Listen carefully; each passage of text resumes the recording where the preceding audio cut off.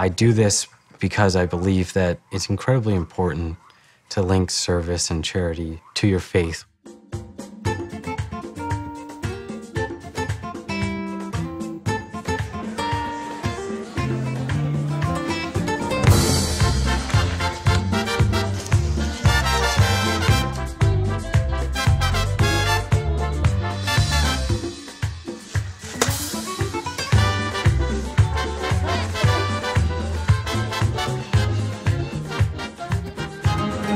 I travel with the Hope for Unborn Children Foundation, started by Karen and John Gott in about 2005, I believe. When I found out that Brandon was a Mormon, I was a little intrigued because I'm Roman Catholic.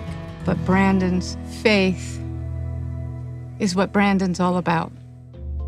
In 8th grade, Karen came to our school during the spring. Brandon was in the audience, and I was appealing to them to help me support the boys of Flora Soul. She gave us a speech and showed us a slideshow of what she does down here. The mission statement is to help these orphanage projects. Life has dealt them these terrible things, and it really just struck me, and something said, you need to go talk to her. This is something you have to do. And honestly, when I got that prompting, I actually denied it at first, and I was like, you know what? There are lots of people who go out and do that stuff. Why would I make a difference? I'm 14 years old. I actually got up and started to walk out of the room, and again, the feeling came over that I had to talk to this woman. Brandon, at the end of the presentation, stood up and said, hey guys, we can't let this go.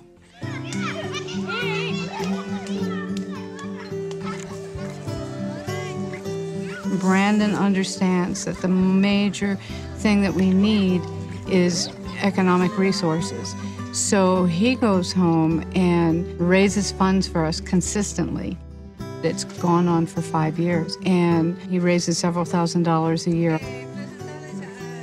If you have a good balance of faith and service in your life, I think you can really have a phenomenal experience of just living. He's become like a partner in this entire project, and he changed life for boys here. We have several projects. We have about 4 or 5 schools that we're responsible for. Floresville Village. This is Floresville Farm here that we're sitting at. There's a lot of projects and a lot of things to be done. We're always busy and always trying to think of new ways to introduce something into their lives, like the tilapia ponds, to give protein in their diet so that they're not malnourished. Giving them hope for the future, giving them tangible things that they can use to improve their lives. I think that's what's incredibly satisfying about it.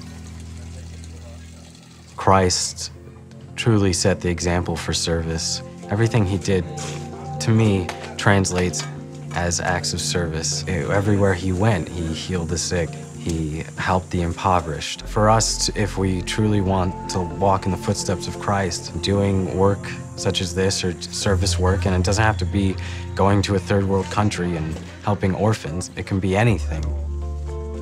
I think it's very interesting when resources just come.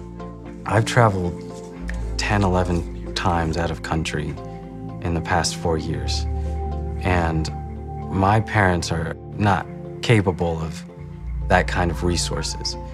But every time I told them, I'm going to Honduras and we're gonna figure this out, I find a way to finance a trip.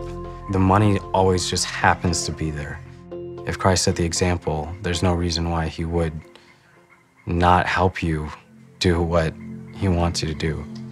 Christ gave all of us a light, and Brandon has magnified that light. And the flame never goes out. He magnifies it and passes it on to other people. It's the light of Christ that keeps him going. And in sharing it with other people, that flame just gets bigger.